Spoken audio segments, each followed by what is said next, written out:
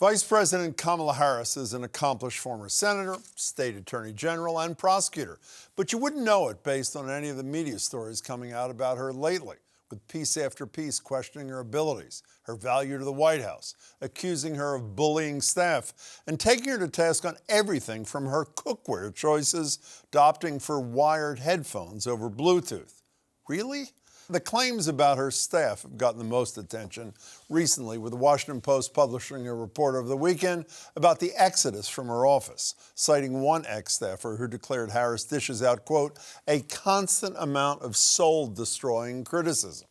Of course, getting less attention was another former staffer quoted in that same report who said he thought the VP was tough, but never felt like she was unfair, telling the Post if she were a man with her management style, she would have a TV show called The Apprentice.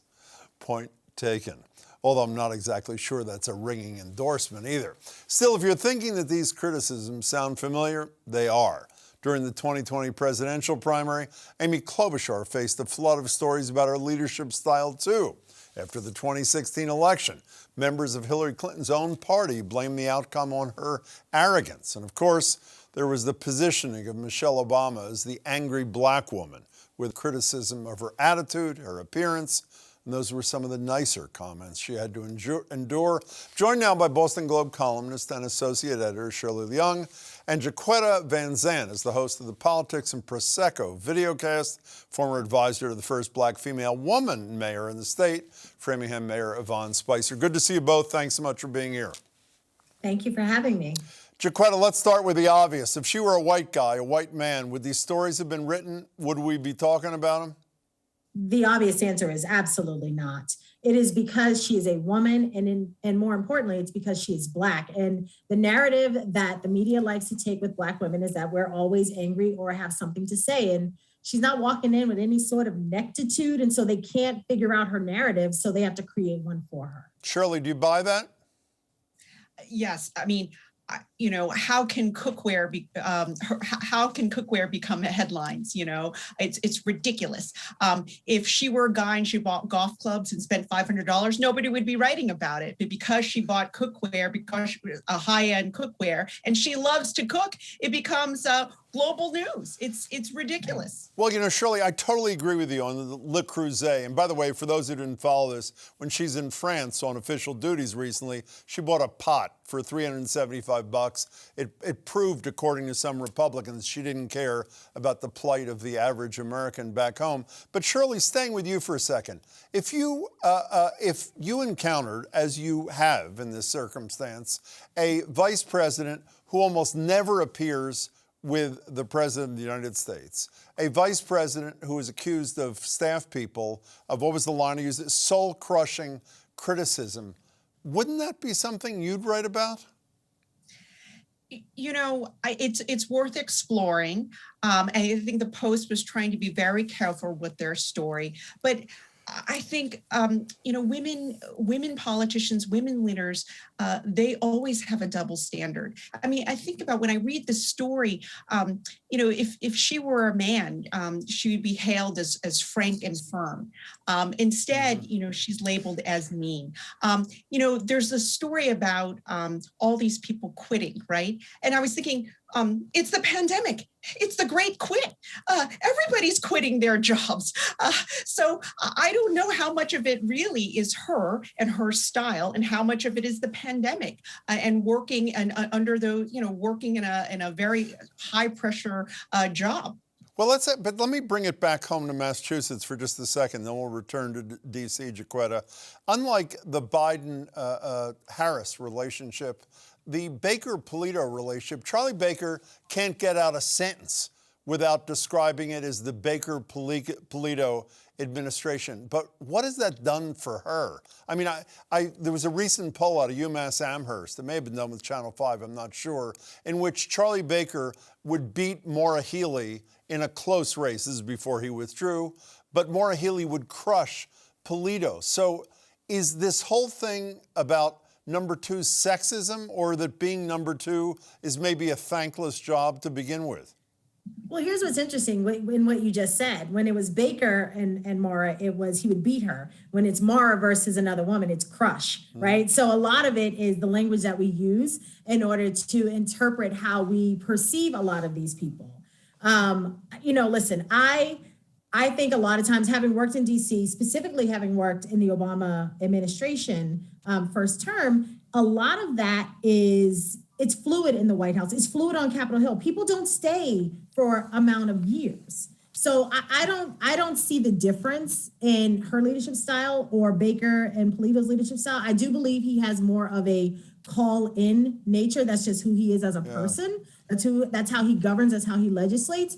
But I think in DC, it's a different atmosphere. Okay, so Shirley, I'm going to try to make the case, I'm not sure how powerfully, that part of this is Kamala Harris's own making. I'm sure you've both seen the infamous interview she did, I think it was in June. She had visited at least one, if not more, of the countries in the so-called Northern Triangle, Guatemala, Honduras, and El Salvador, which obviously this administration, frankly, I think all of them believe, have to be dealt with. So conditions there are better so that people don't feel the need to risk their lives to come to the United States.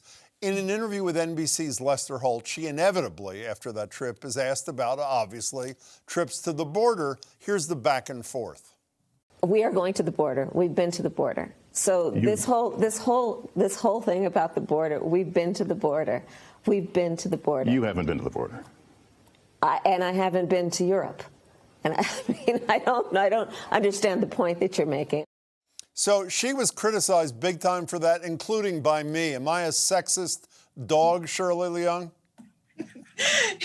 You're not. She probably did not. That was a very difficult interview for Vice President Harris. And but as much has been written about, President Biden handing one of the biggest, thorniest challenges of her administration, offloading it and delegating to her instead of taking it on himself. So she's been, like many women, she's put in an impossible situation by their bosses. Yeah, but Shirley, virtually every report I've seen, while that is true, has said the other impossible situation in her portfolio is voting rights. And every report I've seen has said that she asked to be given the voting rights portfolio. What has she done there that we should be talking about but don't? Well, what is she supposed to be doing right now? That's really the better question. Because here's the thing, voting rights have been an issue in this country since, LBJ had to enforce that people can even go to the polls safely. Yeah. So it has been now almost 50 plus years of us trying to make sure that voting rights isn't an issue. But so I'm trying to figure out what people are asking her to do in the matter of a few months or even a year that Congress hasn't been able to do in 50 years. And I want to include Black Congress as well. Yeah. Hey, Jacquetta, I want to stay with you, though. You used to work in Washington, obviously wise enough to come back to Massachusetts. I commend you for that, by the way. But is this typical? I know it's hard to generalize, but is this generally the fate of women in politics in Washington as they rise up the ladder? It is. And unfortunately, some of us, including women, perpetuate a lot of that myth as well. So I do think it's difficult. You have the squad. They get more press about what they are saying or how they're saying it as opposed to the actual issues that they're talking about. We see this with Nancy Pelosi, that she is a bulldog and that she is so aggressive when she's just doing her job. Well, Jacquetta, I would disagree with you. Maybe that's said about Pelosi. But I have to say, I can't tell you how many things I've read in the last few months that say she is the most powerful, skillful Speaker of the House in the history of the Congress. She may be, but there are certainly reports that say she is aggressive and she is, I've heard her be called an attack dog. I think that's unfortunate because she is, if not one of the most powerful people, she's also just a very smart legislator. That's the first part. Her power, that can come with it. Her being a female, that should come with it. But the first things first is she's a very smart legislator. Shirley, you write a ton about women being treated as second-class citizens in lots of settings. And as I'm talking to both of you, I think the ultimate proof of this is, as far as I know, we haven't had a woman president. And as far as I know, the most liberal state in America has not had an elected woman governor. So what's the cure? I mean, do we just keep waiting? What changes that creates a healthier, more level playing field for women to be treated just like men and vice versa? I mean, what I've written about, I wrote about this when Mayor Wu was became the mayor of Boston, women and their allies need to come to the defense of if they see women politicians or leaders unfairly criticized. And you saw this with Kamala Harris. You saw people coming out and saying, listen, related to the $375 cookware, she used her own money. This was not taxpayer money. Now, that was ridiculous. I mean, ridiculous. Right. And so that's the thing that you call out bad behavior, and you're starting to see that, women feeling empowered to call out, whether it's the media or others, when women are unfairly characterized. Even us doing this story is great to talk about it. I mean, I think the biggest, back to that Post story, I think what upset me the most about people quitting around Kamala Harris is that this means that she's unfit to be president. That was the implication. Yes. That was the implication. How can that be? Who jumps to that conclusion?